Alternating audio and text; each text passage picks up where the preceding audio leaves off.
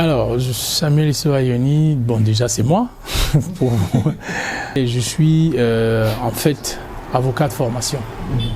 Avocat de formation. J'ai,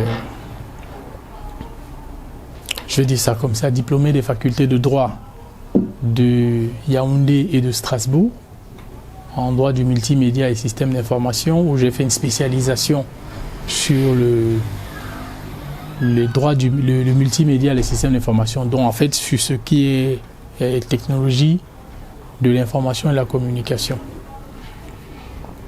Donc Samuel Issou est avocat. J'ai eu, comme j'ai dit, je considère toujours ça comme une grâce, un privilège de travailler dans une entreprise, l'opérateur historique du pays, du Cameroun.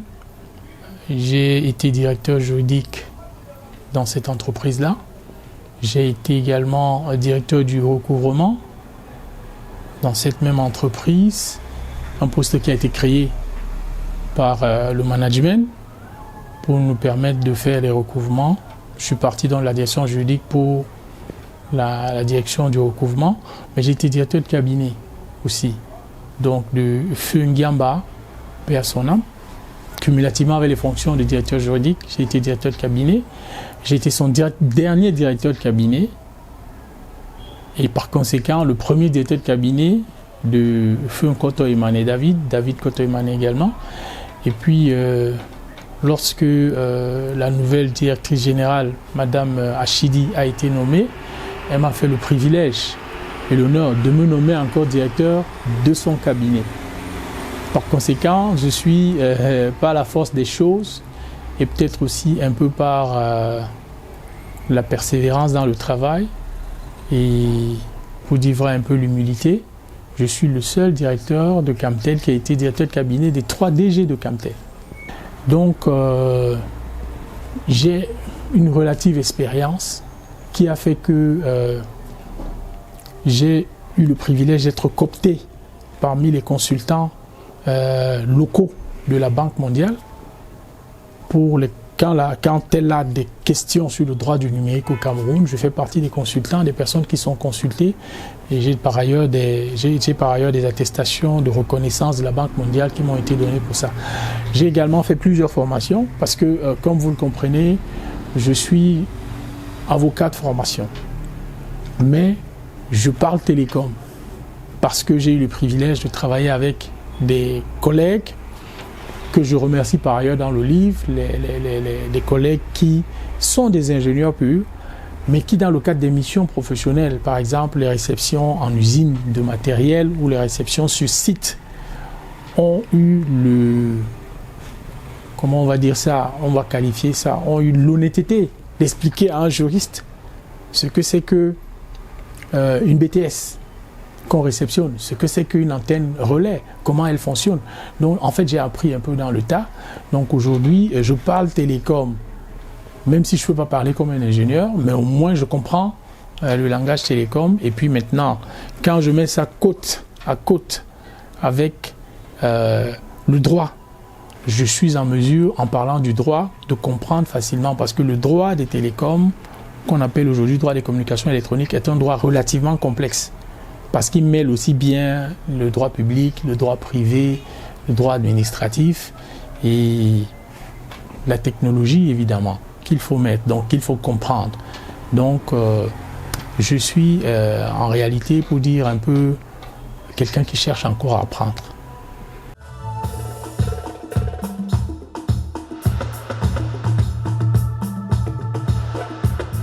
Les centres d'intérêt, évidemment en tant qu'avocat, j'ai fait beaucoup de spécialisations, l'expérience professionnelle ou alors les chemins du contentieux interne et international m'ont conduit à faire des procédures d'arbitrage international, aussi bien au Cameroun qu'en France et aux États-Unis, à New York et même à Bruxelles. Donc j'ai également un centre d'intérêt dans le domaine de l'arbitrage interne et international et même de l'arbitrage OHADA. Voilà. Bon, on a coutume de dire que les avocats Camerounais sont relativement forts parce que nous faisons parfois plusieurs choses. Donc je suis un peu dans cette lignée-là. Je fais du droit pénal aussi. Ça m'arrive parce que c'est une matière que j'ai aimée. Avec les professeurs qui nous ont guidés, j'ai eu le privilège, je peux le dire aujourd'hui, d'être enseigné par le feu professeur Stanislas Melonnet. Donc le droit pénal, évidemment, est aussi une matière que je fais. Et là, j'ai fait une spécialisation en pratique et contentieux des affaires.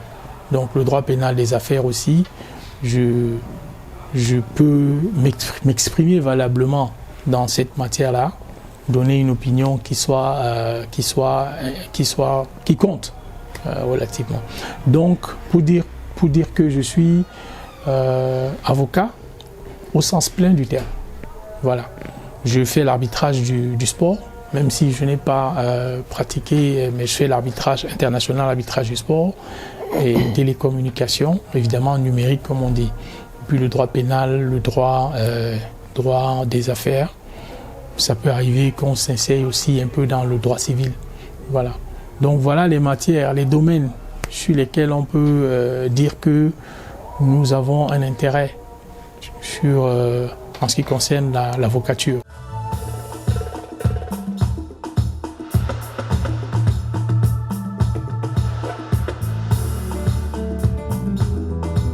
Alors, évidemment, comme vous devez le savoir, le gouvernement a des plans. Avant, on était sous l'emprise du DSE, le document de stratégie pour la croissance et l'emploi. Quand vous lisiez ce document-là, le volet qui concernait les télécoms, le gouvernement avait des objectifs en ce qui concerne les télécoms. Voilà. Aujourd'hui, on est passé à la stratégie nationale de développement 2020-2030, donc on appelle le SND 30. Dans ce document aussi, il y a un volet, le gouvernement envisage un plan de développement du numérique qui est très très ambitieux, hein, quand vous le lisez. Bon, et je peux vous dire une chose aujourd'hui, les communications électroniques, c'est un facteur multiplicateur de développement. Parce qu'aujourd'hui, ici, vous pouvez, avec les communications électroniques, au moyen des outils, vous pouvez faire des affaires avec sécurité, avec des partenaires à l'étranger. Donc, ce que je veux dire, c'est que les pouvoirs publics font l'effort qui est le sien, hein, en faisant des stratégies. Et maintenant, les acteurs qui sont les investisseurs, les opérateurs, doivent évidemment jouer le jeu sous l'œil régulateur de l'agence. Donc, les plans, quand on dit qu'on a un plan, c'est une sorte de feuille de route pour accomplir un objectif ou atteindre un objectif. En cela, on peut dire que le gouvernement a fait ce qu'il ambitionne de faire. Bon, maintenant, aura-t-il les moyens d'atteindre cet objectif-là?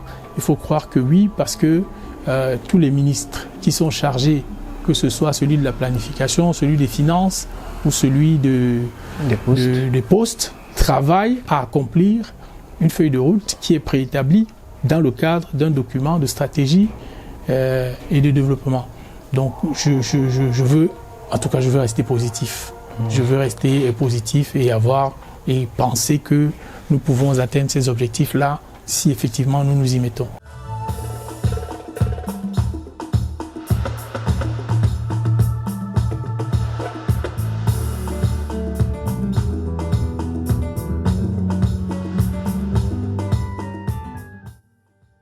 Le numérique est une niche de profit, une niche pour créer des emplois pour notre jeunesse. Déjà, le chef de l'État l'a dit. Vous comprenez? Donc, je vais vous dire que les jeunes, je ne sais pas si vous avez fait l'expérience, donnez votre téléphone à votre fils, il connaît les fonctionnalités parfois plus que vous.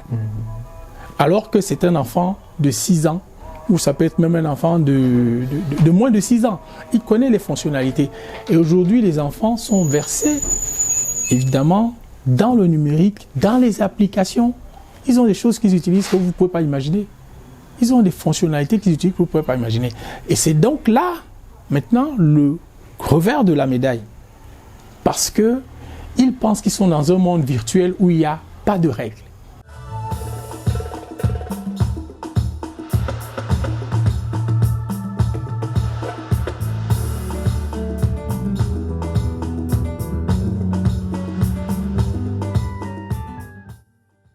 Je veux dire que pour devenir avocat, alors il y a des hommes qui m'ont soutenu sur le plan professionnel et déjà sur le plan familial. Je vous ai parlé de mon épouse et mes enfants qui ont été un soutien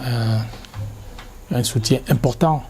Maintenant, sur le plan professionnel, il y a des avocats qui m'ont soutenu, qui m'ont parrainé. Je pense notamment à Maître Mbombo Njoya, Aïcha Daniel, qui a été une marraine. Je pense à Maître Diane Achamofo aussi, qui a été une marraine. Je pense aux aînés Maître Ibanga et Odo, l'ancien bâtonnier, qui m'ont soutenu. Évidemment, ça c'est en ce qui concerne la profession d'avocat. Parce que j'ai bénéficié de leur conseil et de leur soutien. Mais maintenant, sur le plan des télécoms, véritablement, je veux rendre hommage au premier directeur général de Camtel, M. Ngiamba, Feu Ngiamba, paix à son âme, qui m'a mis le pied dans l'étrier des télécommunications. Parce que c'est en fait grâce à lui que je suis rentré dans ce domaine-là, parce que j'étais avocat pur. Et puis maintenant, il y a, comme je dirais, des collègues qui ont été d'un soutien sur le plan technique. Voilà, donc je pense que j'ai été influencé aussi bien dans ma carrière que dans ma vie de tous les jours. J'ai eu le soutien, par exemple, le préfacier de ce livre, c'est un avocat honoraire, Maître Thierry Pied-de-Coudol, au barreau de Paris, qui a accepté de préfacer le livre. Le postfacier, c'est un magistrat hors hiérarchie, M. Isaïe Ngacha, qui a accepté de postfacer le livre. C'est des gens qui vous apportent un plus dans la vie sans rien vous demander.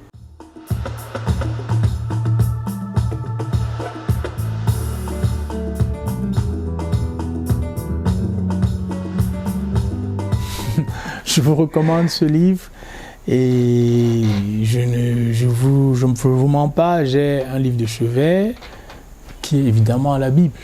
Parce que je crois, il faut la foi. Hein, il faut la foi en Dieu et la foi en Christ. C'est très important parce que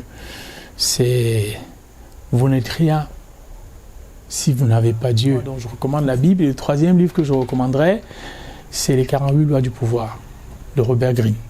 Donc si je pouvais recommander, comme j'ai dit, je recommanderais par ordre d'importance d'abord la parole de Dieu, comme on dit, ensuite les 48 lois du pouvoir et ensuite, enfin, mon livre, si vous pouvez le lire, je vous le recommanderai.